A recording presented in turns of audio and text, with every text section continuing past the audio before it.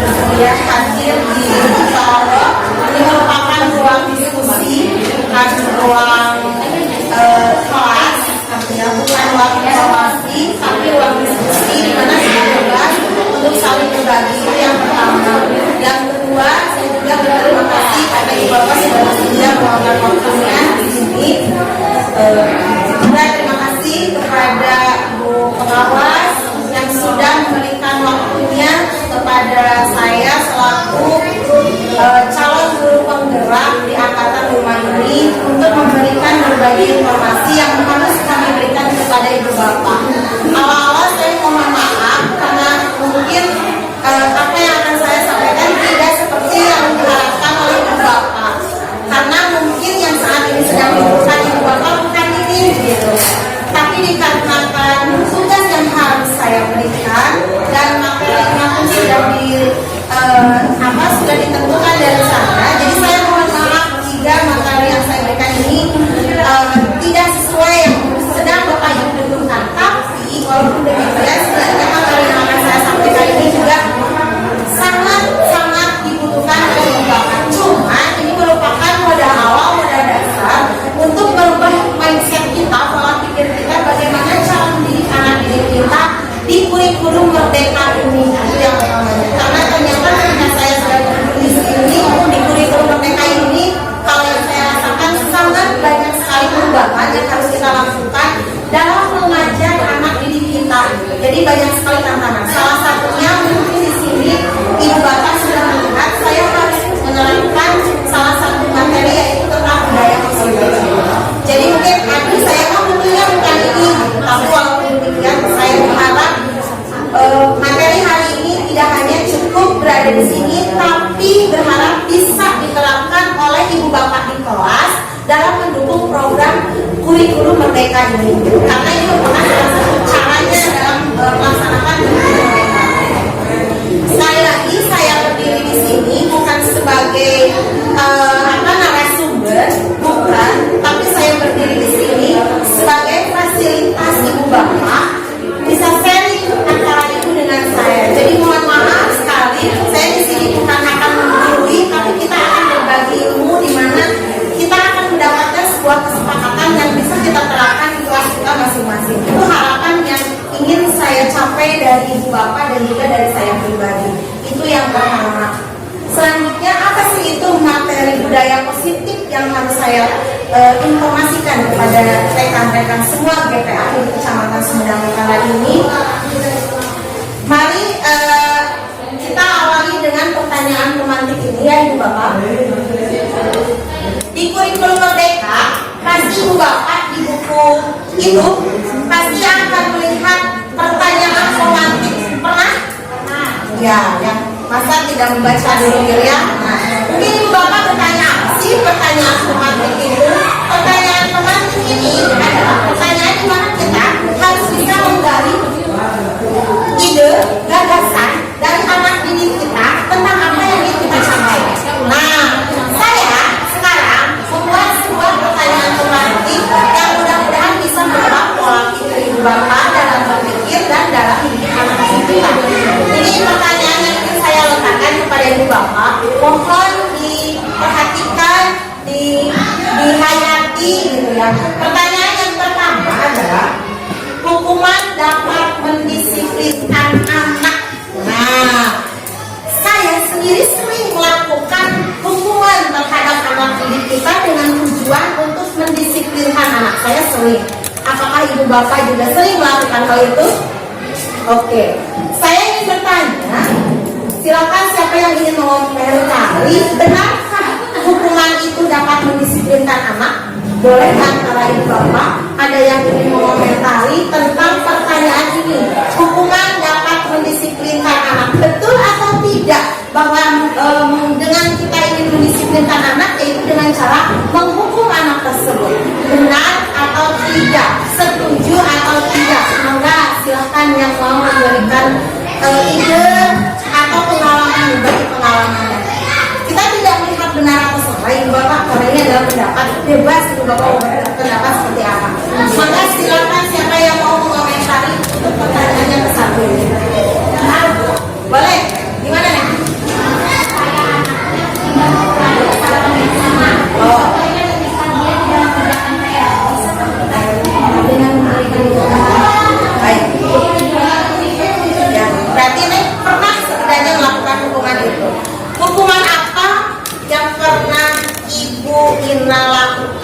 kepada siswa berkaitan yang barusan berarti ya, dia tidak mengulangi, tidak mengerjakan PR lagi gitu. Pernah apa sih? Suruh berdiri gitu. Mengerjakan di depan. Mengerjakan PR-nya di depan gitu. Ya seperti itu. Ya terima kasih dong buat Bu Irna. Terima kasih ya Bu Irna. Jangan terlalu tegang ya Bu Irna. Oke, kita lanjut kepada pertanyaan yang kedua, yaitu pemberian hukuman dengan hal positif seperti membaca atau membersihkan halaman sekolah dapat meningkatkan disiplin anak. Setuju atau tidak dengan pertanyaan ini? Mangga, silakan yang mau komentar. Mangga Bu. Ya, kalau mau berdiri boleh Bu. Terima kasih atas waktunya. Sangat setuju sekali kali ini karena kalau anak-anak diberikan hukuman yang tidak sesuai dengan aturan rel agama atau pemerintah, maka nanti akan ada dampak negatif. Tapi kalau ini hukuman ini adalah sangat positif sehingga anak itu dapat dibangun ke depannya lebih baik. Contoh, anak ini tidak pernah melakukan tiket contohnya, maka saya pernah memberikan terhadap anak kalian nanti di rumah coba ya cuci tangan sendiri, kalau habis makan cuci piringnya dibereskan, nanti kalian video sama mama kirimkan kepada ibu.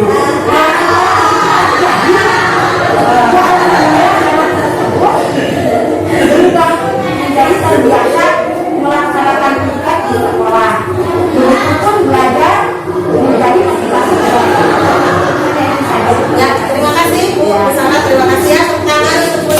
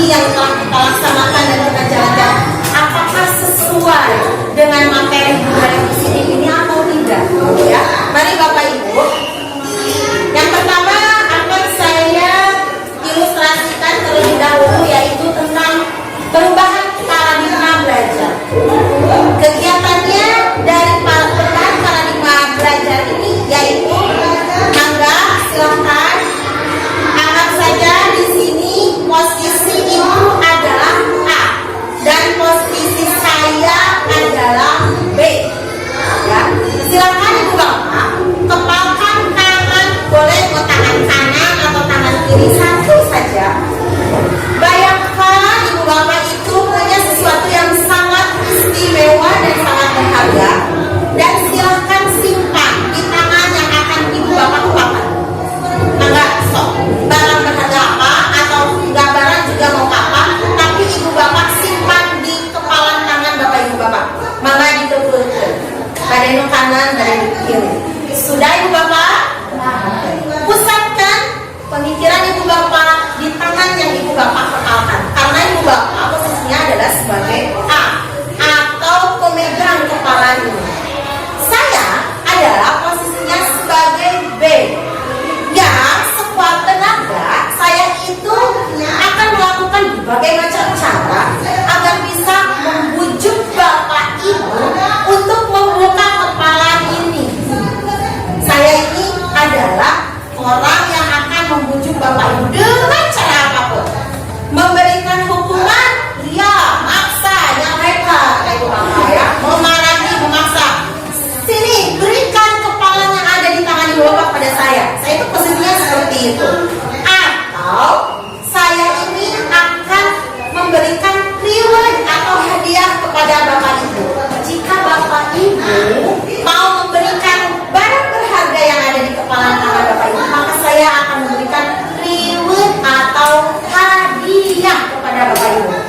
Nah, pertanyaannya akan saya lontarkan, apakah bapak ibu bersedia memberikan barang berharga ini kepada saya dengan cara tadi saya sudah melakukan? Memarahi bapak ibu, ya. Terus memberikan hadiah, iya. Kasarnya masuk, saya ganti barang berharga bapak ibu ini dengan uang misalnya, atau dengan barang yang lain gitu ya. Tapi sementara saya nggak tahu barang berharga apa yang ada di kepala tangan bapak ibu, tapi saya menginginkan barang yang ada di kepala tangan bapak ibu. Nah, pertanyaannya, apakah dengan reward yang saya berikan tadi, dengan iming-iming yang saya berikan tadi, dengan paksaan yang saya berikan tadi, apakah bapak ibu bersedia memberikan atau tidak? Silakan siapa yang mau menanggapi dari pernyataan saya barusan. Maka bapak ibu, siapa aja yang boleh bu? Ya berbeda. Dia tidak akan memberikan kepala tangannya ya. Boleh, kenapa? Karena yang ada barang yang ada di kepala tangan saya itu sangat berharga bagi saya, jadi tidak mungkin diberikan kepada ibu sendiri. Begitu ya. Terima kasih ya, ibu. Iya, tidak akan memberikan katanya karena barangnya ini lebih berharga daripada yang akan saya berikan kepada ibu, gitu ya. Ada yang ingin menanggapi yang lain? Boleh Pak? Tentang kondisional. Ya. Jadi kalau saat itu sangat membutuhkan, sangat perlu banget gitu barang tersebut, kalau memang itu layak untuk ibu saya berikan. Tapi kalau misalkan alasannya tidak masuk akal, alasannya tidak untuk saya memberikan, ya saya nggak akan kasihkan. Ya, terima kasih Pak ya. Tepuk tangan Bu untuk kedua pemberi pendapat barusan ya kepada saya. Kita ilustrasikan yang memegang kepala tangan itu adalah siswa dan ibu bapak, kita semua adalah saya. Bagaimana kita bisa memberikan apa yang kita inginkan, memaksakan kepada anak seperti tadi dengan cara memotivasi atau dengan cara hukum, kita paksa ke anak gitu ya, supaya dia memberikan barang yang berharga. Kalau kita terapkan di kelas, anak ini adalah siswa belajar. Kita ingin memaksa anak ini dengan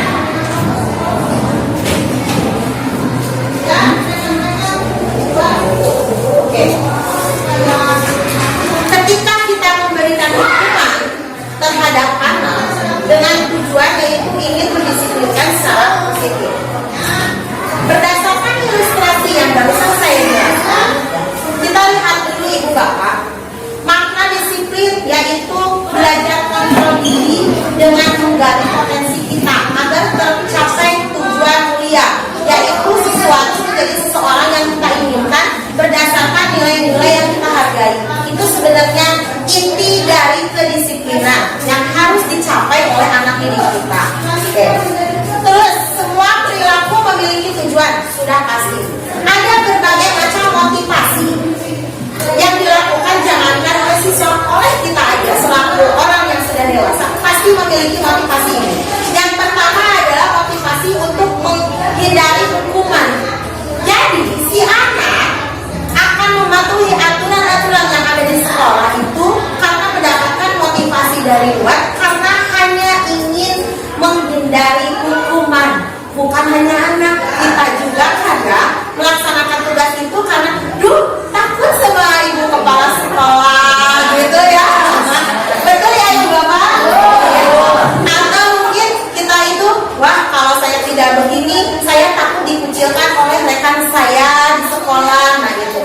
Jadi motivasi ini ada termasuk anak didik kita. Kalau saya melakukan ini saya pasti akan dihukum oleh guru. Nah itu yang disebut dengan untuk menghindari hukuman gitu ya. Jadi kita melakukannya itu bukan dengan kesadaran, tapi hanya untuk menghindari hukuman. Terus motivasi yang kedua yaitu untuk mendapatkan imbalan kayak tadi, reward. Jadi si anak hanya akan mengerjakan ketika dia mendapatkan reward, atau anak akan berbondong-bondong mengerjakan sesuatu karena dia berebut akan reward gitu ya. Dan jangankan anak, kita sendiri pun sebagian besar memang terpengaruh akan reward itu, diakui atau tidak diakui ya di bapak ya. Mungkin hanya saja bedanya kalau anak rewardnya bisa dalam hal kecil kayak tadi permen katanya. Tapi saya yakin kalau ibu bapak nggak bisa kalau dimotivasi dengan permen. Benar ya ibu bapak ya, seperti itu. Tapi banyak sekali ya kalau yang kita pikirkan, misalnya oh saya mau melakukan ini karena motivasinya apa-apa gitu. Terus selanjutnya yaitu untuk menghargai diri sendiri. Nah ini bapak sebenarnya yang hari ini harus kita capai dan kita beri kepada anak didik kita, yaitu motivasi untuk menghargai diri sendiri. Kita saja orang yang sudah dewasa untuk melakukan hal ini perlu sekali ruang dan waktu dan juga kebiasaan-kebiasaan gitu, sehingga kita bisa menyadari bahwa sebenarnya apa yang kita lakukan itu tidak boleh dan tidak baik, terprovokasi dari motivasi yang kedua yaitu menghindari hukuman dan mendapatkan imbalan. Tapi harusnya kita melakukan segala sesuatu itu untuk menghargai diri sendiri. Nah, karena kita posisinya selaku seorang guru, bagaimana caranya supaya kita ini bisa menerapkannya ke anak didik kita, menggali kesadaran anak didik kita agar apa yang dia lakukan itu bukan karena untuk menghindari hukuman atau bukan juga untuk mendapatkan penghargaan gitu. Susah benar, dan ini perlu sekali bimbingan kita yang secara kontinu terus-menerus. Gak bisa hari ini kita ngomong besok anak harus berubah, tidak bisa. Tapi kita ini perlu terus kita lakukan pupuk gitu, sehingga insya Allah mungkin dengan seiring dengan berjalannya waktu anak akan bisa mencapai ini. Intinya untuk mendapatkan motivasi ini harus ada tingkat kesabaran yang tinggi dari ibu bapak. Dan di kurikulum Merdeka ini anak digiring untuk ini, jadi menghargai diri sendiri. Nah, untuk mencapai tujuan ini, Bapak, untuk mencapai menghargai diri sendiri ini, Bapak kita lanjut aja ya, mungkin walaupun kita sedikit tayangan. Bagaimana caranya? Nah, hese atau gitu ya, susah gitu untuk menyadarkan anak. Jangankan untuk menyadarkan anak, kita aja yang sudah dewasa mencapai pola pikir yang tadi, mencapai motivasi yang tadi itu sangat sulit. Caranya adalah ibu bapak, khusus di kurikulum Merdeka ini ada yang disebut dengan keyakinan kelas gitu ya. Dulu mungkin di kita mengenalnya adalah peraturan sekolah atau peraturan kelas. Nah, dari situ di kurikulum 2013 sebenarnya berubah, bergeser dari pola peraturan menjadi pola disiplin gitu ya. Nah, sekarang di kurikulum Merdeka ini dengan keyakinan. Baik itu Bapak. Nah, menurut Ki Hajar Dewantara di kurikulum Merdeka itu bukan kalau kita tuh sebenarnya nyeleneh gitu ya, kita bikin sesuatu yang nyeleneh. Ada kurikulum Merdeka itu yang merdeka, bebas semuanya, itu cuma menangga silakan gitu ya. Padahal tidak seperti itu ya Ibu Bapak. Budak lagi diajar nanape, budak harus senang mereka yang maksud. Tapi yang harus kita lakukan adalah pemahaman mengenai merdeka itu ternyata tidak hanya terlepas dari perintah. Benar, merdeka itu tidak diperintahkan oleh orang lain. Berarti kita, si guru, tidak selalu memerintah gitu. Mungkin kalau diterapkan di dalam kelas gitu ya. Nah, tetapi juga cakap kuat memerintah diri sendiri. Nah, ini yang paling berat Ibu Bapak gitu, yang harus kita terapkan ke anak. Jadi intinya bagaimana kita menggali kesadaran anak didik kita supaya dia mau melakukan apa yang kita harapkan tanpa ada paksaan dari diri kita yang tadi.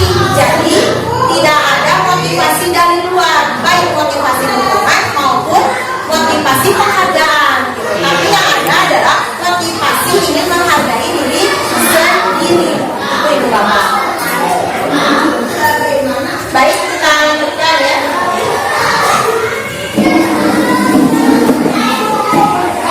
Oke. Yang akan kita lakukan tadi, kata saya bahwa cara untuk mengontrol atau menerapkan pola pikir anak didik kita seperti tadi itu, yaitu kita membuat sebuah keyakinan kelas. Sebenarnya keyakinan kelas ini akan lebih gampang diterapkan oleh guru kelas SD. Tapi tidak ada salahnya kita selaku guru PAI berkolaborasi dengan guru kelas untuk menanamkan keyakinan kelas ini. Apa sih itu keyakinan? Mengapa tidak beraturan saja seperti yang tadi saya katakan ya, bahwa sebelum menuju ke keyakinan itu sebenarnya adalah peraturan. Nah, alasannya adalah kita lihat Ibu Bapak, kita utamakan mengapa kita memiliki peraturan harus menggunakan helm bila mengendarai kendaraan roda dua. Padahal sudah jelas-jelas ini untuk demi keselamatan kita. Tapi ternyata kadang kita mau di helm itu karena takut polisi gitu ya, takut ditilang. Sebenarnya bukan harus takut ditilangnya, tapi takut kita terjatuh, kepala kita terbentur. Jadi tanpa kita terpaksa ada. Sekarang kan tidak ada polisi, udah nggak usah pakai helm gitu ya, yang saya lakukan gitu. Ternyata bukan itu yang seharusnya dilakukan, tapi kita memakai helm itu demi keselamatan diri kita. Siapa sih nggak sayang dengan nyawanya, kecuali orang yang punya nyawa berapa coba, tapi nggak ada yang seperti itu ya Ibu Bapak gitu. Terus selanjutnya, mengapa kita memiliki peraturan 3M, yaitu menggunakan masker, mencuci tangan, dan menjaga jarak ya gitu. Yaitu tadi mendingan untuk kesehatan kita, apalagi di kala COVID. Tapi ternyata di kalangan masyarakat banyak sekali orang-orang yang tidak memakai masker, dan mereka mau memakai masker ketika sudah diberikan sanksi atau hukuman. Betul ya? Realitanya memang seperti itu ya. Nah, itulah pola pendidikan kita. Nah, pemerintah itu ingin merubah pola pendidikan kita dan dimulai dari kita, karena kita adalah pendidik anak-anak, pencetak anak-anak di masa depan. Jadi kurikulum ini dipersiapkan bukan untuk mendidik anak-anak di sekarang, tapi ingin menyiapkan kepada mungkin berapa tahun ke depan anak-anak ini kita harus seperti ini. Begitu Ibu Bapak. Karena memang ini butuh proses, tidak bisa kun fayakun gitu ya, atau langsung jadi akhirnya dicetak akhirnya jadi. Tidak bisa seperti itu. Itu ya Ibu Bapak. Nah, akan saya perlihatkan. Ini yang disebut dengan kesepakatan kelas. Dan kalau ini sebenarnya bukan kesepakatan, tapi keyakinan kelas. Kita lihat perbedaannya. Realnya, ya ibu bapak nggak pusing, kumaha tuh, gitu ya. Kesepakatan kelas itu keyakinan kelasnya mau kemana sebetulnya? Mungkin ibu bapak yang sudah terbiasa membuat kesepakatan di kelas seperti ini. Datang tepat waktu, mengucapkan salam di sekolah ibu bapak atau di kelas ibu bapak. Betul nggak ada peraturan seperti ini? Ada aturan seperti ini kepada siswa harus datang tepat waktu, mengucapkan salam. Ada peraturan seperti itu? Ada ibu bapak? Ada. Baik. Terus menjaga kebersihan sekolah. Ada peraturan seperti itu? Ada. Terus juga berdoa sebelum dan sesudah belajar. Apalagi berkaitan dengan kita ya, guru agama. Ada ibu bapak peraturan seperti ini? Baik. Selanjutnya aktif dalam pembelajaran. Jadi siswa dituntut untuk aktif dalam pembelajaran. Betul atau tidak ada di kelas ibu bapak? Atau di sekolah setidaknya ada? Ada. Oke. Dan yang terakhir yaitu tertib. Tuh, betul ya? Pasti kita menginginkan anak didik kita menjadi anak-anak yang tertib. Ini disebut dengan kesepakatan kelas. Kalau ini disimpan di kelas. Dan seharusnya ibu bapak wali kelas ataupun dok apa-apa bisa mulai dari kita walaupun kita belum bidang studi, ini harus ada di kelas. Gitu ya. Nah, ini mah kesepakatan. Tapi yang ingin kita capai bukan kesepakatan, tapi keyakinan kelas. Apa sih bedanya? Yang pertama adalah kami guru dan murid yang saling menyayangi. Jadi bukan anak dipaksa datang tepat waktu selalu mengucapkan salam. Sebenarnya intinya sama kan? Ya, ketika anak dipaksa datang tepat waktu selalu mengucapkan salam kepada kita dengan kami guru dan murid yang saling menyayangi. Ibu bapak, kalau orang yang saling menyayangi apapun pasti akan dilakukan. Contohnya lah kita kalau sudah jatuh cinta gitu ya, pasti ya ibu bapak di sini sebagian besar, walaupun mungkin masih ada yang belum berumah tangga, pernah mengalami yang namanya jatuh cinta. Gitu. Biasanya kalau orang yang sedang jatuh cinta, pasti bapak dibela-belain akan apapun dilakukan, ya, rela berkorban segala-galanya demi mencapai tujuan yang diinginkan. Nah, jika kita tanamkan rasa saling menyayangi atau cinta ini kepada anak didik kita, tanpa harus dipaksa datang tepat waktu dan mengucapkan salam, maka mereka akan melakukan ini. Ya, saya ingin datang pagi-pagi karena saya rindu akan sekolah, karena saya cinta kepada guru-gurunya, gitu ya.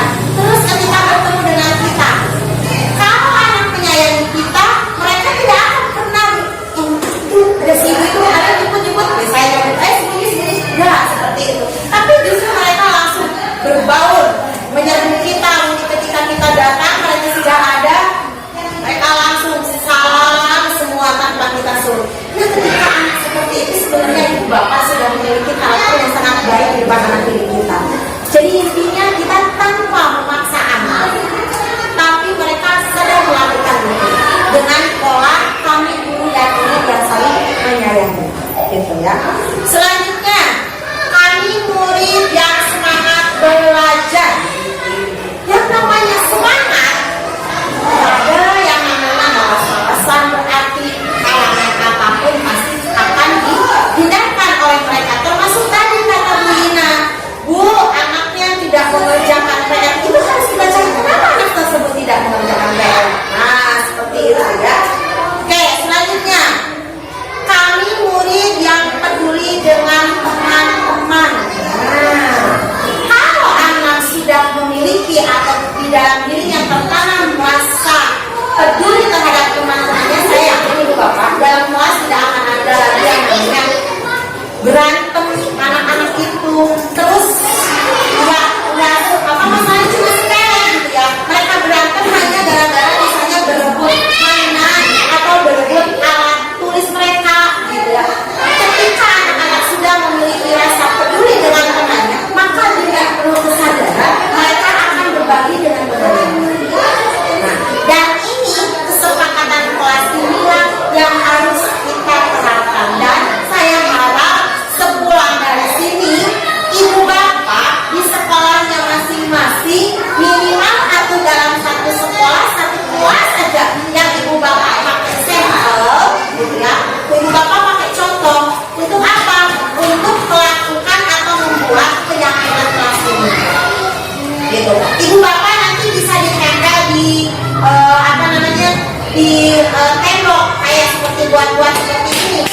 Bapak ditulis di situnya keyakinan kelas. Sayangnya untuk membuat keyakinan kelas ini kata-katanya ini seperti ini. Nah, bagaimana cara membuatnya, Ibu Bapak? Nah, ini dengan pola Y atau dengan pola tabel P. Mangga bikinnya mau pola tabel Y atau pola tabel P boleh. Ya, Bapak lakukannya. Yang berkaitan dengan hormat, yang berkaitan dengan bekerja, gitu ya. Berkaitan dengan bekerja, kami meyakini bahwa sangat penting untuk mengerjakan segala pekerjaan atau mengikuti kegiatan yang telah ditugaskan. Nah, itu ya. Terus diterima dan dimiliki. Kami meyakini bahwa sangat penting untuk merasa diterima pada suatu kelompok dan saling peduli satu dengan yang lainnya. Nah, itu tadi. Gitu. Jadi Ibu Bapak bisa membuat kolom seperti ini. Atau Ibu Bapak mau membuat dimodifikasi yang lainnya juga boleh. Nah, ini seperti ini. Jadi di sini ya, Ibu Bapak di kolom G itu ada yang terdengar.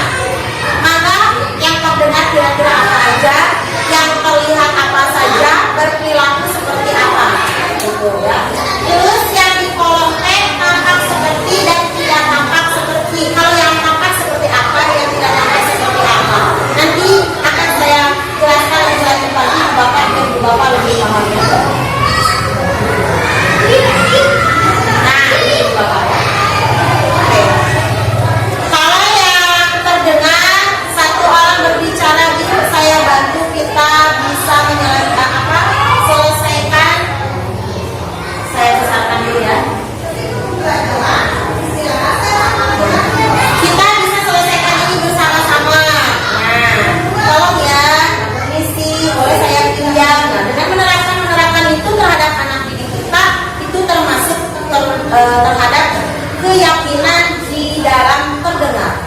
Terus yang terlihat, berempati terhadap perasaan orang lain, karena memegang barang milik orang lain hanya dengan izinnya. Pinjam dulu. Banyak nih Ibu Bapak kasus di kelas anak berantem karena Tuhannya tidak izin dulu ya kepada teman, benar kan? Nah, kalau kita tanamkan hal ini, maka itu tidak akan terjadi Ibu Bapak. Terus mendengarkan dengan seksama, tentunya baik terhadap mereka atau terhadap kita guru. Terus senantiasa berbuat baik atau berbagi juga. Ini poin-poinnya ya Ibu Bapak. Terus berperilaku tersenyum ramah, ulah-ulah tebal gitu ya. Memberikan salam hormat, berjabat tangan. Nah, hal ini ya Ibu Bapak. Terus yang ini, yang nampak seperti dan juga tidak nampak ya. Datang tepat waktu, kalau yang tidak tampaknya sering hadir terlambat. Nah, ini imbasan dari tolak belakang dari kesepakatan ini Ibu Bapak. Kalau yang di kolom T gitu ya, sama Ibu Bapak dicatatkannya. Jika nanti ada yang Ibu Bapak perlu soal materi ini, sama saya ya. Ya, insya Allah. Ya, baik Ibu Bapak ya. Untuk mencapai keyakinan kelas ini, yang pertama kali harus Ibu Bapak lakukan adalah, nah Ibu, ternyata mohon maaf, teori kita memberikan penghargaan terhadap anak bisa memotivasi anak itu tidak 100% benar. Kenapa? Karena ternyata dengan penghargaan itu juga bisa yang pertama menurunkan kualitas. Bagaimana menurunkan kualitas maksudnya? Ibu Bapak pernah begini nggak? Silakan yang selesai mengerjakan tugas boleh, atau kita ulangan ya. Yang selesai mengisi ulangan boleh silakan keluar duluan, atau boleh istirahat duluan, atau boleh pulang duluan. Pernah Ibu Bapak? Ternyata itu contoh dari penghargaan menurunkan kualitas. Kenapa? Anak yang tidak berpikir secara benar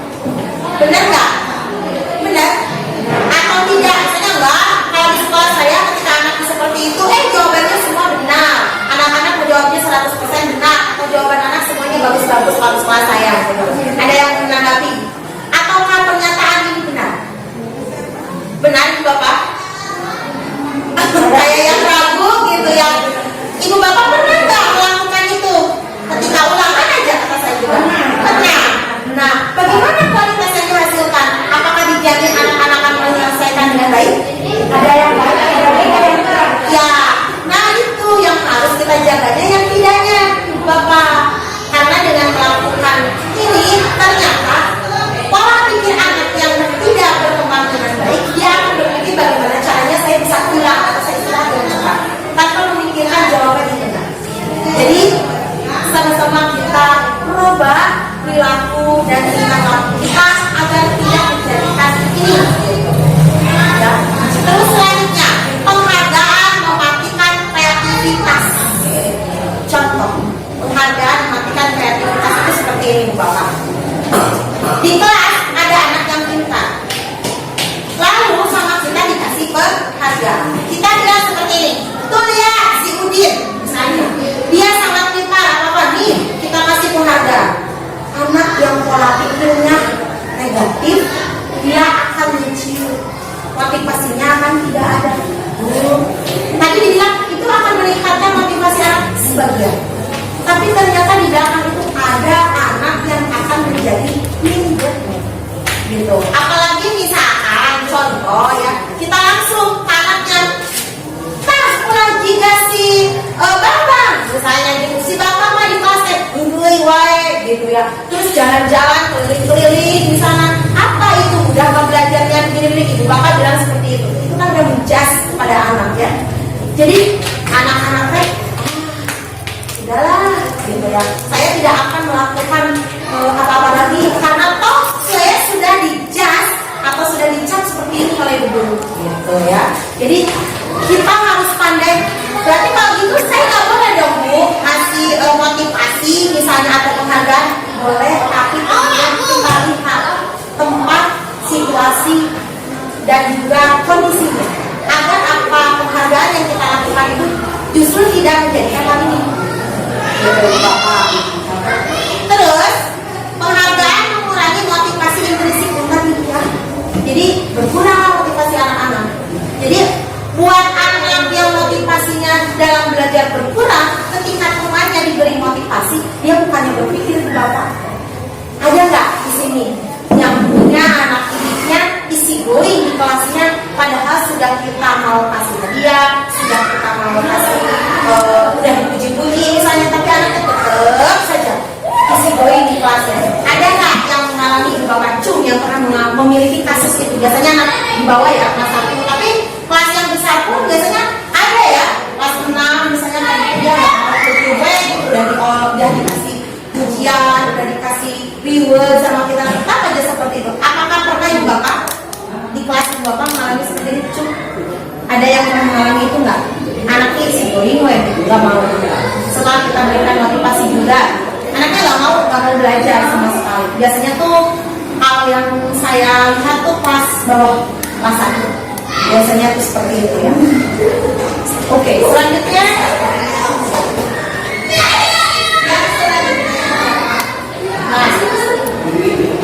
yang harus kita laksanakan bukan hukuman, tapi konsekuensi. Kita lihat bedanya hukuman dan konsekuensi. Yang pertama nih, mencatat 100 kali di dalam buku kalimat, saya tidak akan terlambat lagi karena terlambat ke sekolah. Berarti anak-anak dikasih hukuman, saya tidak akan terlambat lagi. Mungkin ibu bapak tidak pernah melakukan ini ya, dan mudah-mudahan tidak. Anak-anak disuruh menulis hal seperti ini, dan ini sudah nyata disebut sebagai hukuman, gitu ya. Terus lari mengelilingi lapangan basket 2 kali karena terlambat hadir di sekolah, itu juga disebut sebagai hukuman. Selanjutnya, murid diminta untuk push up karena tidak menggunakan masker ke sekolah, itu juga hukuman. Ada lagi yang disebut dengan konsekuensi, apa? Menggantikan kertas tugas teman yang telah dicoret-coret. Sekilas ibu bapak bisa ini hukuman sama konsekuensi apa sih bedanya? Sekilas hampir sama. Mari ibu bapak, ketika konsekuensi menggantikan kertas tugas teman yang telah dicoret-coret, berarti ketika kita memberikan beban terhadap anak didik yang dan apa yang dia perbuat. Misalkan, jangan sampai kayak ini, anak itu datangnya terlambat, tapi dikasih hukumannya nulis 100 sekali. Apa hubungannya datang terlambat dengan disuruh nulis? Nggak ada hubungannya. Nggak ada hubungannya. Atau misalnya anak disuruh lari dan mengelilingi lapangan basket, padahal dia terlambat sekolah. Apa hubungannya datang terlambat dengan mengelilingi lapangan basket? Jadi ketika kita akan memberikan sebuah konsekuensi terhadap anak, ada kaitannya dengan permasalahan yang dilakukan oleh anak. Contoh, berarti ini kan si anak mencoret-coret ya buku temannya. Jadi konsekuensi yang kita lakukannya itu adalah si anak harus menggantikan kertas tugas temannya. Jadi nyambung, simple. Itu yang disebut dengan konsekuensi. Beda dengan hukumannya, Ibu Bapak. Jadi kedepannya jika kita akan melakukan atau memberikan mungkin kita anggap itu hukuman gitu ya. Jangan sampai kita melakukan hukuman tapi berikan konsekuensi. Jadi ada keterkaitan antara kesalahan yang dilakukan anak dengan apa yang kita bebankan kepada anak gitu. Terus membersihkan tumpahan air di meja tulis karena tersenggol pada saat belajar. Nah, jangan sampai Ibu Bapak ketika anak menyenggol air, udah biarin nanti ibu dibersihkan. Itu juga tidak mendidik seperti itu. Tapi kita tanya terhadap anak, kamu sudah menjatuhkan air, apa yang harus kamu atau bisa kamu lakukan untuk menyelesaikan masalah ini gitu. Jadi jadikan supaya anak itu sadar mau membersihkan air itu, tapi dengan kesadaran sendiri. Dan itu yang disebut dengan keyakinan di kelas yang harus kita tumbuhkan kepada selanjutnya. Murid disuruh untuk mengenakan sepatu seharian di sekolah. Oh tidak ya sebenarnya ini, karena tidak mengenakan sepatu hitam. Jadi si anak disuruh nyeker. Mungkin sekolah ada beberapa sekolah yang mewajibkan datang ke sekolah itu memakai sepatu hitam. Tapi ada anak yang tidak memakai sepatu hitam, maka hukumannya adalah si anak seharian tidak memakai sepatu. Dan hal itu akan menjatuhkan mental sama didik kita. Mungkin dia akan benar ya diolok-olok. Tapi kalau demikian, masa kita harus biarkan? Tidak. Ya, bukan berarti kita tidak memberikan konsekuensi terhadap anak. Ya ini tadi, jangan berikan hukuman, tapi berikan konsekuensi. Apa sih Bu bedanya yang mendasar? Hukuman kita yang menentukan. Contoh, kita ambil contoh ya. Kita ambil contoh biar kita paham. Misal si anak tidak mengerjakan PR. Rata-rata gitu ya, masalah. Anak tidak mau mengerjakan PR. Kalau kita guru, langsung kayak tadi bilang, maju ke depan, itu mending masih nyambung gitu ya memberikan hukumannya. Beda ketika anak tidak mengerjakan PR. Kalau zaman dulu jewer tanya mendoakan, benar ya. Kalau dulu sekarang saya tidak ada yang seperti itu. Atau suruh berdiri angkat kaki gitu ya, sudah alhamdulillah. Kemungkinan sekarang tidak ada. Kayak yang dilakukan oleh Bu Ina, katanya anak disuruh maju ke depan mengerjakan PR-nya di depan. Berarti disuruh duduk di bawah ya, gitu ya. Silakan kerjakan. Mending itu masih dengan hukumannya. Tapi gimana Bu? Gitu. Jangan berikan hukuman, katanya harus berikan konsekuensi. Apa bedanya? Kalau konsekuensi sebelum kita kerja seperti itu terhadap anak, Bu Ina harus tanya dulu ke anak, apa alasan kamu tidak mengerjakan PR? Kita harus cari tahu dulu. Apa alasan kamu tidak mengerjakan? Jangan-jangan Ibu Bapak, teman-teman di lingkungan kita ada anak yang tidak mendapatkan perhatian dari kedua orang tuanya. Mungkin dia tinggal dengan neneknya, mungkin dia juga diabaikan oleh kedua orang tuanya, mungkin orang tuanya sibuk dengan bekerja, sementara anak tidak ada yang membimbing. Yang namanya apalagi anak masih kecil ya, otomatis ketika dia ada PR pun nggak dikerjakan, mungkin dia juga tidak mengerjakan karena tidak paham. Itu yang harus kita hindarkan. Anak tidak mengerjakan PR mungkin tidak paham dan tidak ada tempat untuk anak bertanya. Jadi langkah awal yang harus Ibu Bapak adalah lakukan, tanyakan dahulu, kenapa kamu tidak mengerjakan PR? Dari jawaban anak, misal, Bu saya belum ngerti, itu kewajiban kita untuk memberikan pemahaman tersebut. Setelah anak tahu, misalnya alasannya tadi, atau mungkin alasannya karena tidak ada, ya Bu Danila tidak ada, misalnya seperti itu. Kita tanya, kamu udah mengerti? Sudah Bu, saya sudah mengerti. Kalau kamu sudah mengerti, kamu tetap harus dapat nilai. Bagaimana Ibu akan Jadi sebaiknya kamu harus bagaimana? Nah, gitu ibu bapak ya. Jadilah jangan langsung maju kamu ke depan. Silakan kerjakan di depan, tulis. Jadi biarkan anak memilih sendiri bu. Kalau misalnya anaknya udah kan dia pendiam gitu ya, nggak mau gitu ngomong, susah ngomong kayak bu gitu ya. Anaknya pendiam banget. Kita kasih tahu lah. Kayak tadi misalnya Bina, mau mengerjakan di sekolah, kalau mau boleh silakan kerjakan berarti. Kalau bu udah nggak mau, saya mengerjakan di rumah. Apa kamu yakin akan bisa mengerjakan di rumah? Sementara yang kemarin aja kamu lupa. Nah, jadi di dalam mengolah anak kita itu harus bisa ibu bapak. Gitu. Nada, mimik itu sangat mempengaruhi di sini. Ibu belum apa-apa, anak sudah takut, sudah nangis. Kalau ini kita garang gitu ya. Belum apa-apa, anak-anak sudah takut ketika kita ngomongnya keras gitu ya. Tapi dengan pendekatan yang memang lembut, saya yakin anak-anak akan tergali hati. Jadi bedanya itu hukuman dengan konsekuensi. Kalau hukuman itu ditentukan oleh kita, tapi kalau konsekuensi itu berdasarkan kesadaran anak. Gitu ya. Anak menyadari sendiri dan itu tidak akan meninggalkan bekas insya Allah terhadap anak tidak akan meninggalkan bekas karena banyak sekali ketika seorang guru memberikan dukungan terhadap anak akan meninggalkan jejak bekas beberapa puluh tahun akan mengingat saya pernah dihukum loh sama si ibu ini gitu ya, tapi ketika kita memberikan itu insya Allah itu kan timbul dari kesadaran dia gitu ya, tanpa ada paksaan. Silakan kita tawarkan ya bagus-bagusnya anak menyadari sendiri gitu. Paksa, contoh saya yang alami saya baru saja kemarin saya pernah melakukan begini di kelas saya. Anak ada saya sedang melakukan diskusi kelompok, tiba-tiba di belakang anak itu kelompok lain langsung memukul kepala anak tersebut, dipukul gitu ya. Saya sebutkan ya namanya Jabla, si Akila pukul kepada si Salsabila. Padahal saya lihat sendiri si Salsabila itu lagi duduk lagi kerjain bersama teman-temannya. Sehingga saya panggil, kenapa Akila pukul Salsabila, ditanya dulu. Anak jawabnya apa bu? Enggak bu, iseng aja gitu, gitu ya, main-main katanya. Itu yang saya alami di kelas saya seperti itu ya. Ketika saya tanya, bagus gak kamu melakukan itu? Kata saya seperti itu, bagus gak kamu melakukan itu? Anak diam, nggak mau jawab. Saya tanya lagi, kalau dibalikan Alika yang dipukul oleh Salsabila gimana? Dia diam kan? Sakit gak? Sakit bu. Hatinya sakit gak? Sakit bu. Ngomongnya Salsabila ngelakuin apa? Enggak ngelakuin apa-apa katanya. Jadi Neng apa? Ya saya bercanda bu. Bercanda seperti itu bagus nggak? Enggak bu. Terus sekarang mau gimana? Saya mau minta maaf. Nah itu yang ingin kita capai. Gampang sebenarnya bu.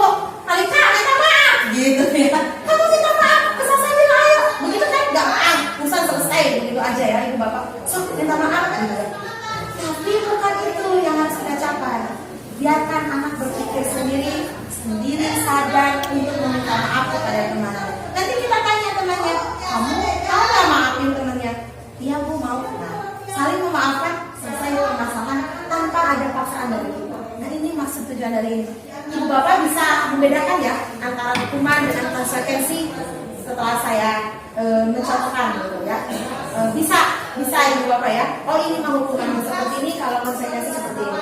Silakan dicoba oleh ibu bapak diterapkan di kelas. Siapa tahu itu akan sedikit merubah atau pola karakter anak kita. Gitu. Karena biasanya kalau saya sendiri, ketika kesadaran itu ditimbulkan oleh saya, itu akan lebih enak gitu ya. Contoh saya aja ke anak saya di rumah, enak mana ketika ibu nyuruh nyapu disuruh sama ibu, atau kamu sadar sendiri nyapu sendiri. Anak saya bilang begini, ya enakan nggak disuruh bu. Nah kalau enakan nggak disuruh berarti silakan sadar sendiri. Karena saya awalnya sudah membebankan kepada anak saya, tugas kamu dalam sehari misalnya nyapu ini saya begitu di rumah ya. Nah kalau anak tidak melakukan itu, kita tanya kenapa kamu tidak nyapu, alasannya apa, misalnya gitu. Enak gak kalau disuruh? Anak jawabnya benar bu. Gak enak, belum lagi ibu ngomel-ngomel misalnya gitu ya. Tapi kalau kamu lakuinnya sendiri gimana? Gak enak, gak ada beban, gak capek, gak apa. Nah harus kita capai. Dan itu berarti kita jangan menjalankan yang namanya hukuman, tapi tetap kita jalankan konsekuensi. Bukan berarti kita tidak menghukum, dibiarin. Kayak tadi misalnya anak Ina, anak tidak mengerjakan PR, kata di kurikulum merdeka tidak boleh menghukum anak, gitu ya. Karena anak bebas melakukan apapun, tidak mengerjakan PR, dibiarin. Tidak seperti itu ibu bapak ya. Ternyata tidak seperti itu. Tetap kita berikan hukuman mungkin ya, tapi bukan hukuman, tapi konsekuensi. Beda ya, beda kan antara hukuman dengan konsekuensi. Silakan ya ibu bapak, nanti bisa ibu bapak terapkan di kelasnya masing-masing.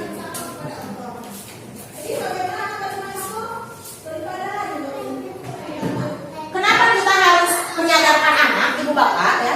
Karena ini pada dasarnya anak-anak itu sangat membutuhkan kasih sayang dan rasa diterima. Jangankan anak-anak ibu kita aja ya, butuh kasih sayang dan rasa diterima, benar kan? So kita misalnya sama suami atau sama anak-anak sendiri tidak disayang, tidak dihargai, kita tidak enak. Begitu pun dengan anak didik kita ya. Jadi ini adalah dibutuhkan dan sangat dibutuhkan oleh anak didik kita. Yang selanjutnya yaitu penguasaan. Jadi anak-anak didik kita ini harus ingin memiliki penguasaan. Berarti kalau kita mah ditugaskan anak-anak menguasai materi apa gitu ya. Terus selanjutnya kesenangan. Orang kalau udah senang ibu bapak, contoh tukang musik gitu ya. Nah, karena sudah hobinya musik, mau siang mau malam mau hujan beneran tetap kan. Begitupun kita harus menyadarkan anak didik kita biar mereka itu merasa senang dengan pelajaran kita. Jangan sampai maaf begini, gak mau saya mah belajar sama Ibu Susi gitu ya. Kenapa? Galak Ibu Susi mah. Anak bagaimana mau senang dengan pelajaran PAI kalau anaknya sendiri sudah tidak menyenangi saya selaku gurunya. Jangan sampai kita mengalami hal itu ya ibu bapak. Tidak ada kan? Tidak ada di kelas ini. Dan jangan sampai seperti itu. Berarti kalau terjadi seperti itu, yuk mulai sekarang kita introspeksi. Ada apa yang salah dengan saya selaku guru gitu ya, buat anak didik saya gitu ya. Selanjutnya yaitu kebebasan. Jangankan anak kecil ibu bapak yang pola pikirnya ya masih seperti itu. Kita aja orang dewasa itu sangat ingin yang namanya dengan kebebasan. Kita tidak ingin diatur-atur oleh orang lain, gitu kan? Kayak bebas gitu ya. Nah, jadi keempat ini adalah satu lagi ya, bertahan hidup. Sudah pasti kalau bertahan hidup itu harus dimiliki oleh semua. Karena tujuan kita ya itu harus mampu bertahan hidup, termasuk belajar. Tujuan dari belajar yang utama adalah ingin mencapai untuk bertahan hidup. Nah, tapi bagaimana cara bertahan hidupnya yang baik, ibu bapak? Dan tugas kita selaku guru agar bisa mendidik anak didik kita bisa bertahan hidup dengan baik, gitu ya, dengan cara yang baik, gitu ya.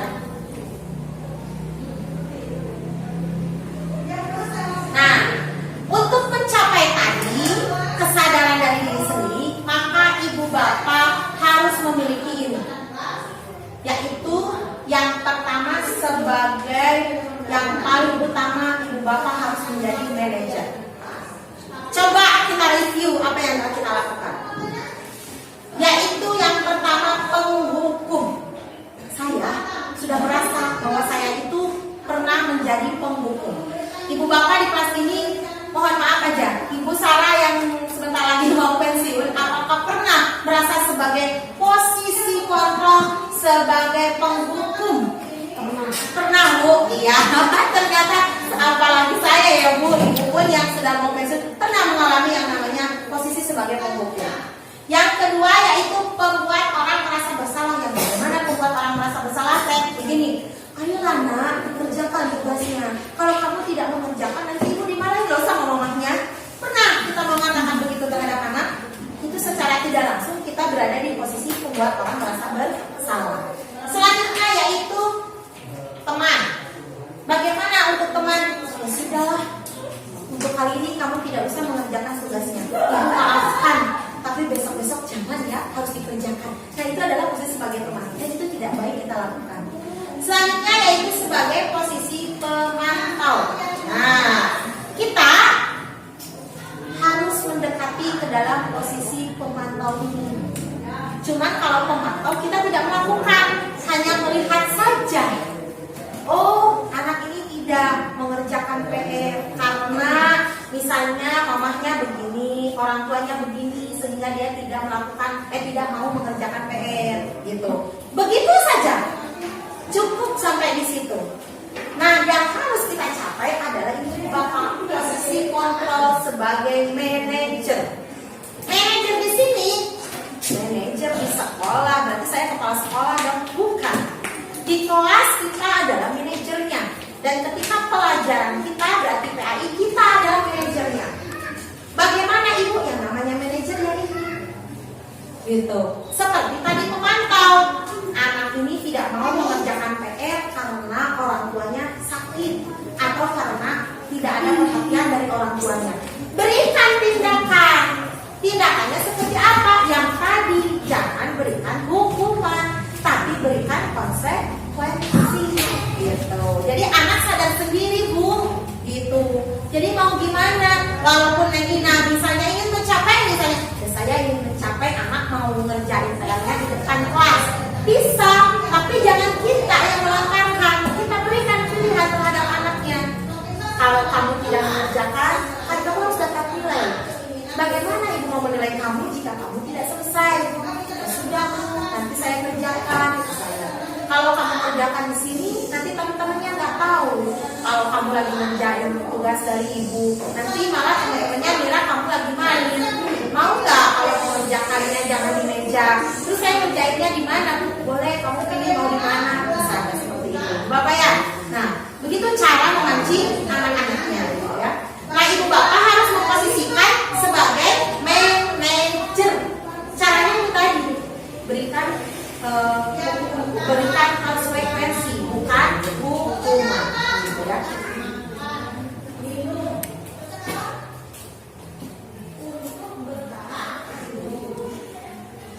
Cara dari ibu bapak melakukan validasi sebagai manajer tadi, caranya ada 3 ibu bapak.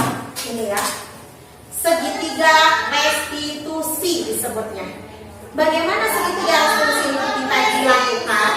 Yang pertama adalah validasi kebutuhan. Jadi ibu bapak itu harus memvalidasi dulu. Kayak tadi, Nengina, tanya dulu apa alasan anak untuk mengerjakan PR. Inilah yang disebut dengan validasi kebutuhan. Nah, ini pertanyaannya. Kamu tentunya punya alasan mengapa melakukan itu. Nah, adakah cara yang lebih efektif untuk mendapatkan apa yang kamu butuhkan? Bisa kata-kata itu ya. Nah, atau misalnya ibu dengan bahasa kita sendiri nggak apa-apa. Kenapa nak? Atau kamu kenapa tidak mengerjakan PR? Kita lakukan dulu validasi kebutuhan. Setelah kita melakukan validasi kebutuhan, baru kita lakukan menstabilkan identitas. Nah, salah satu contohnya, kita berikan motivasi terhadap anak. Setiap orang pasti pernah melakukan kesalahan. Kita motivasi dulu anaknya. Ya nak, setiap orang pasti melakukan kesalahan. Jangan kamu, ibu juga sama, gitu ya. Anaknya dibangunkan dulu hatinya. Nah, tapi kamu bukan satu-satunya yang pernah melakukan kesalahan ini. Tapi, nah, setelah kita menyadarkan anak, menstabilkan identitas anak, nah, baru kita lakukan menanyakan keyakinan. Jadi kita lanjutkan, tapi, nah, ini tapinya. Nah, ketika kita sudah melakukan kesepakatan tadi di kelas, kita bisa terapkan. Tapi kamu kan harus dapat nilai dari ibu. Gak mungkin kamu gak dinilai sama ibu. Jadi kamu maunya harus bagaimana biar dapat nilai dari ibu. Itu bapak. Dengan melakukan segitiga restitusi ini, maka ibu bapak akan bisa menjadi manajer kamu. Gitu. Ya, ini disebut sebagai segitiga restitusi. Saya yakin sebenarnya ibu bapak sudah melakukan ini ya. Iya, tapi mungkin nggak tahu apa itu namanya, gitu ya. Dan kalaupun belum melakukan, oh berarti saya harus melakukan ini untuk kedepannya dalam menyelesaikan masalah-masalah yang ada di kelas. Dan ketika saya terapkan ini, bapak, kebetulan di kelas saya yang saya ajarkan kemarin yang saya lakukan sebagai sampel di kelas 1, ternyata anaknya memang broken home. Anak rasanya kebayang nih bapak ketika broken home gimana. Sama sekali anaknya tidak mau ngomong kepada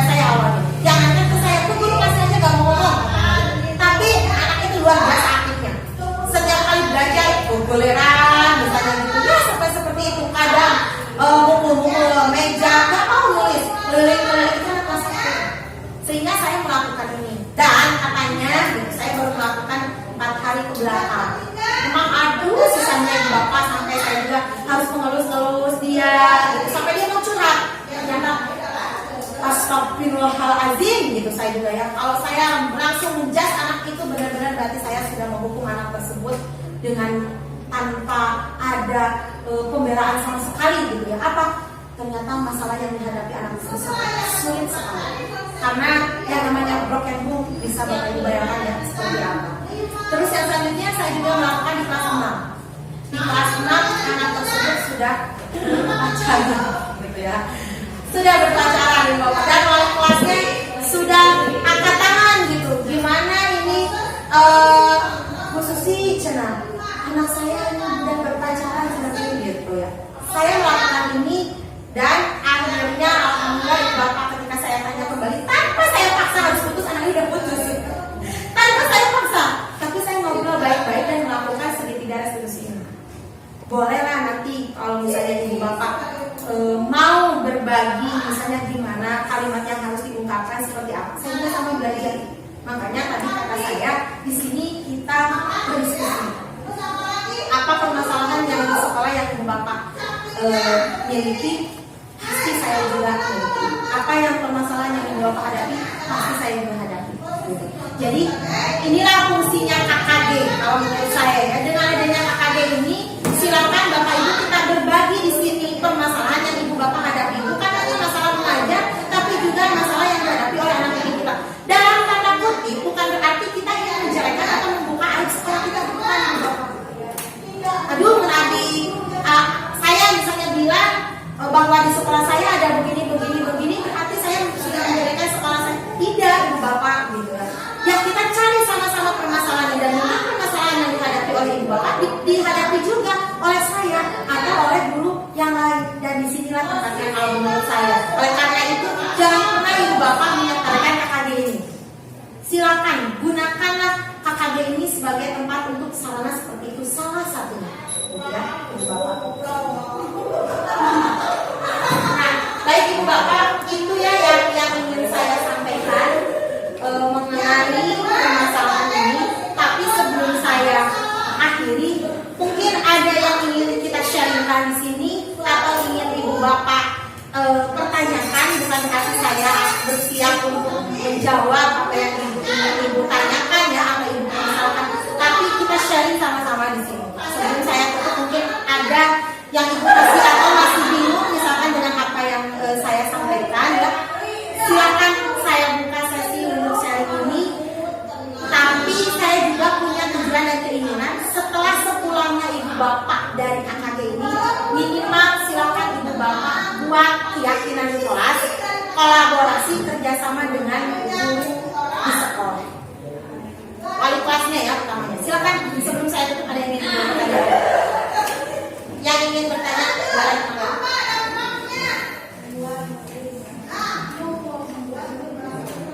Atau cukup? Atau bingung? Enggak. Siapa Bu? Ibu Fitri ya, boleh. Untuk yang tadi konsekuensi dan hukuman, saya masih bingung gimana kalau misalnya ada terlambat ke sekolah. Nah, konsekuensinya seperti apa? Oke, itu Bu. Oke. Ada yang ingin rekan-rekan atau ibu bapak menanggapi mungkin, oh saya mau begini, sudah punya ide nih dari yang barusan saya jelaskan. Silakan ibu bapak mau ada yang menanggapi apa yang barusan saya sampaikan atau dipertanyakan oleh Ibu Fitri? Ada? Kalau tidak ada, saya coba sharing ya Ibu Fitri. Kalau menurut saya ketika anak yang tidak datang ke sekolah terlambat karena dia terlambat, pertama itu tadi kita lakukan dulu segitiga restitusi. Berarti kita tanya dulu, kenapa kamu terlambat? Kenapa katanya terlambat?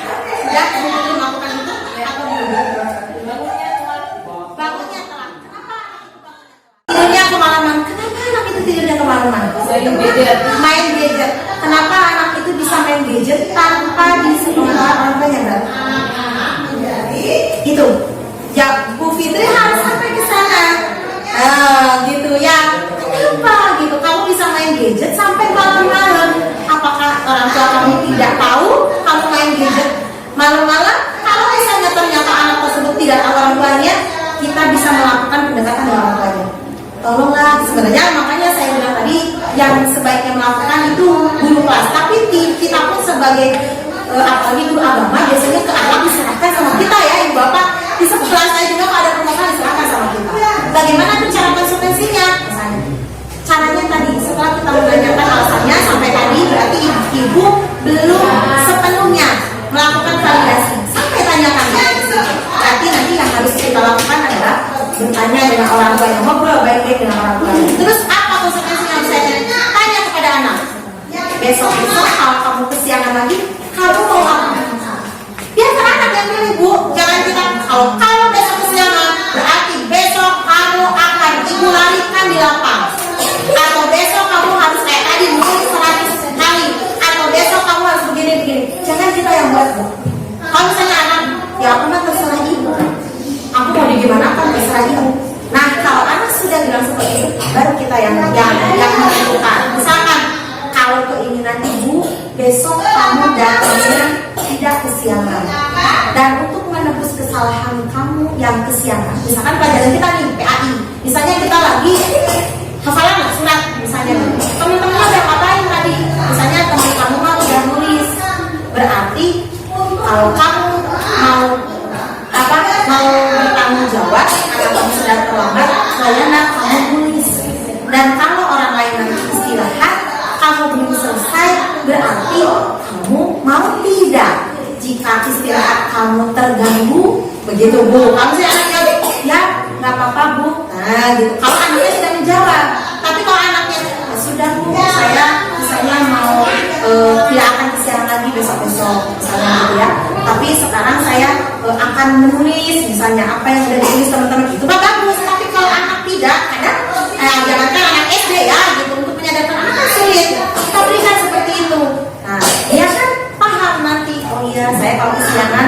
berarti konsekuensinya saya nulis terlambat karena teman-teman nanti bisa istirahat selesai saya enggak atau misalnya kalau teman-teman sudah bisa menyelesaikan tugas yang lain setelah nulis misalnya kita bikin permainan atau apa dia tidak ikut karena dia harus nulis dia juga nggak sadar oh ya saya nggak bisa ikut nah begitu konsekuensinya ya ibu yang bisa dilakukan oleh kita tapi jangan stuck di situ kita kerjasama dengan wali kelasnya, kita kerjasama dengan orang tua. Kenapa anak sampai dibiarkan malam-malam main HP? Apa ini permasalahannya?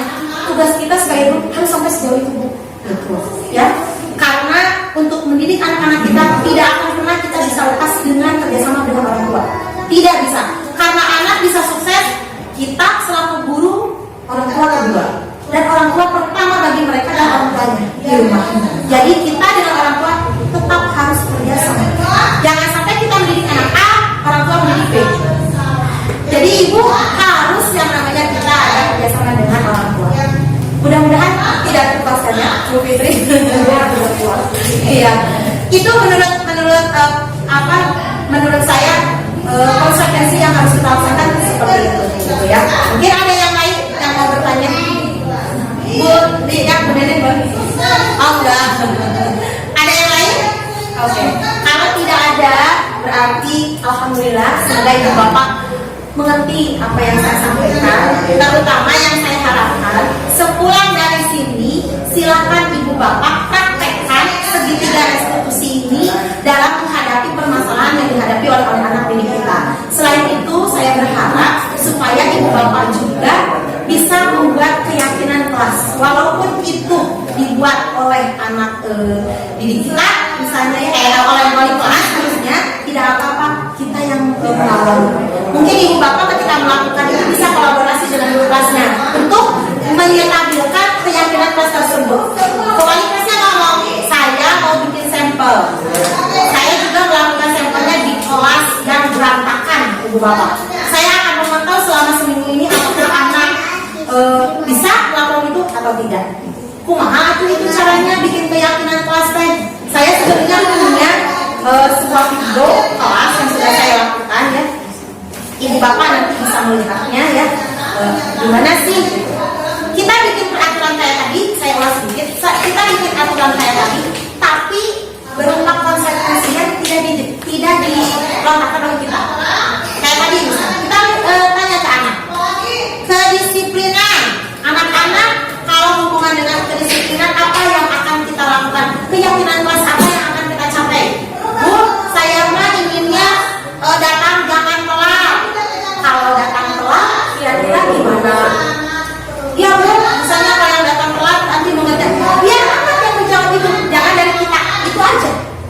Silakan, mungkin ibu bapak berbeda keinginan yang dicapai oleh ibu bapak dengan keinginan yang ingin saya capai gitu. Kalau saya misalnya, kalau saya kemarin saya di kelas 6, kalau di kelas 6 saya itu karena anaknya memang gaduh, aktif banget, itu sampai wali kelasnya juga gaduh gitu ya. Nah maka saya sedikit menekankan di bidang ketertiban gitu. Bagus gak ketika ibu ngomong, kalian ikut ngomong? Enggak bu, jadi kenapa kalian masih lakukan? Diam anak itu. Mau nggak kita buat keyakinan kelasnya agar kalian tidak melakukan itu lagi? Iya bu mau. Oke, kita tulis gitu. Berarti keyakinan kelasnya kalian tertib ketika kalian belajar. Gitu bu, ini tulisnya ya. Itu saya kasih gambaran contoh untuk cara ibu membuat keyakinan kelasnya. Boleh bentuknya mau T, mau Y, apa ibu bapak punya ide yang lain? Enggak, silakan. Silakan, tapi jadi ibu bapak tidak membuat aturannya langsung ini TP di kelasnya. Nah, dan udah anak-anak ini aturannya harus kalian jalankan. Tidak seperti itu. Jadi kita sharingkan dulu dengan anak-anak, kita tawarkan dulu dengan anak-anak, dan kita sadarkan anak-anak bahwa apa yang kita ingin capai ini harus dia capai tanpa ada paksaan. Begitu ya ibu bapak. Mohon maaf yang sebesar-besarnya. Semoga apa yang saya sampaikan ini ada manfaatnya dan bisa ibu bapak terapkan di kelasnya masing-masing. Yo monggo sama-sama dengan saya ya. Kita terapkan pembelajaran ini di kelas guna untuk mendidik anak kita lebih baik lagi, terutama berkaitan dengan kurikulum merdeka, di mana mereka merdeka tanpa ada paksaan atau tekanan dari kita. Tapi kita sadarkan mereka berbuat dengan kesadaran diri sendiri. Itu ibu bapak yang disebut dengan merdeka belajar di situ. Ya, terima kasih ibu bapak. Mungkin kasih oplosan untuk kita semua. Saya tutup segala kesalahan yang saya lakukan datangnya dari saya, ibu bapak. Segala sesuatu yang ada baiknya, insya Allah ya, itu jelas datangnya dari Allah. Saya mohon ampun kepada Allah atas segala kesalahan saya menyampaikan kepada ibu bapak. Mudah-mudahan tidak menjadi sebuah dosa bagi saya, gitu ya. Karena saya sama menyampaikan ini, dan mudah-mudahan ilmu yang saya berikan kepada ibu bapak bermanfaat juga bagi saya maupun bagi ibu bapak semuanya. Saya tutup dan saya akhiri. Wabillahi taufiq wal hidayah. Assalamualaikum warahmatullahi wabarakatuh.